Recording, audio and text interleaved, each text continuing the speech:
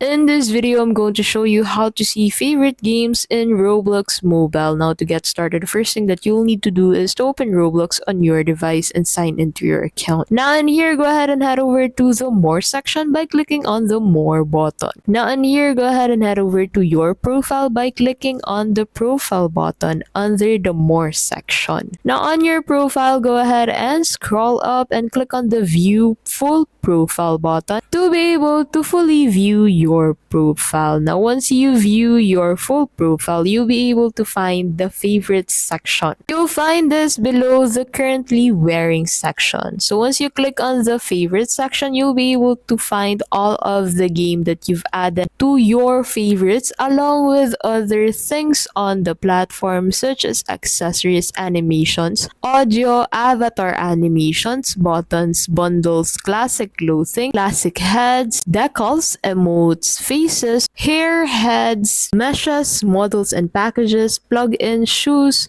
tops, and video. This section will easily allow you to find your favorites on different categories on the application. This will allow you to find your favorites along with other users to view your favorites for these different categories. And that's how you can simply find your favorite games on Roblox. Thank you for watching and we'll see you in the next video.